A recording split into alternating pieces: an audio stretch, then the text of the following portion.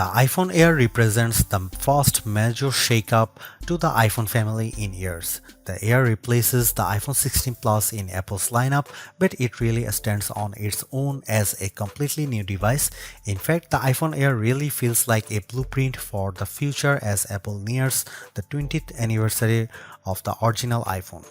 Measuring 5.6mm, the iPhone Air is the thinnest phone in the world that's not a foldable, and yet it feels very sturdy thanks to its titanium frame.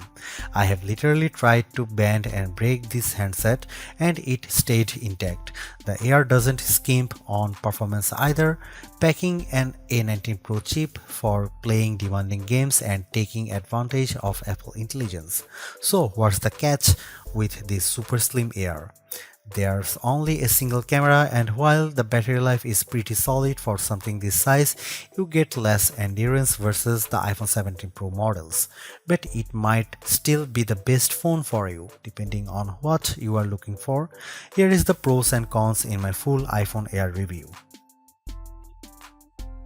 The iPhone Air starts at $1,000 for 256GB of storage. That's $100 more than the iPhone 16 Plus, but Apple is betting that you will be willing to pay a premium for a phone that's this slim and portable. There is just one problem. The iPhone 17 Pro starts at $1,099, which is just $100 more for a phone with triple cameras, a bigger battery, and an A19 Pro chip with an extra GPU core and vapor chamber cooling for better sustained performance. So you should really think about whether this stunning design is worth it. The iPhone Air has a release date of September 19. The iPhone Air is so thin and light that you are worried for its safety when you see it from across the room, but you will feel reassured when you put it in your hands. Measuring just 5.64mm thin, the iPhone Air edges out the Samsung Galaxy S25 Edge for the thinnest phone we have tested. The Air is so thin, in fact, that you might forget it's in your front pocket. Well, the whole device isn't this thin. The plateau or camera bump runs across the top of the device and jutes out. At least it doesn't wobble on a table when you press down. Apple purposely crammed all the major components into this area to make room for a larger battery down below. The iPhone Air comes in sky blue, cloud white, light gold, and black. Frankly, the black color makes the design look cheap and not as thin. I preferred the sky blue model I tested, which does a better job of showing off the Air's thin profile. Some have complained that the titanium frame is too shiny, but I don't agree. If you are worried about the durability for a phone this thin, I think you can rest easy. I saw a demo that simulated a band with 130 pounds of force and the iPhone Air shrugged it off.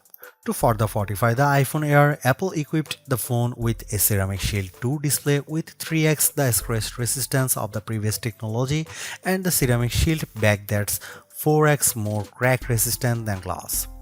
It is worth noting that the iPhone Air has a single speaker integrated into the earpieces compared to dual speakers for the iPhone 17 and 17 Pro series. During my testing, the Air's speakers got plenty loud when listening to Apple Music, but it did sound tiny at max volume. Some have shared in our YouTube interview with Apple on the iPhone Air that they wish that this phone came in a mini size. I say there is no need, you get the best of both worlds with this device, a large 6.5-inch display in a very pocket-friendly size. And it's a pretty damn good ProMotion screen too, with a rated maximum outdoor brightness of 3000 nits, a 1 to 120Hz refresh rate, and anti-reflection tech built in. Outdoors, I put the iPhone Air up against the Galaxy S25 Edge, playing the same Begonia trailer, and Emma's tone looked brighter, plus there was less glare. The iPhone Air didn't perform quite well as in our lab testing, covering less of the DCI-P3 color space and turning in a slightly worse Delta E accuracy score. The iPhone Air features a single 48 megapixel fusion camera with 2x optical quality zoom. No telephoto, no ultra-wide, but it is a pretty strong performer based on my testing. Just don't expect much more from the 10x digital zoom. The iPhone Air does bring some cool new camera features to the table that are also available on the iPhone 17, 17 Pro and 17 Pro Max. This includes an 18 megapixel center stage front camera that leverages a square sensor to let you shoot landscape selfies without having to flip the phone in your hand. Here are some camera samples of the new iPhone Air.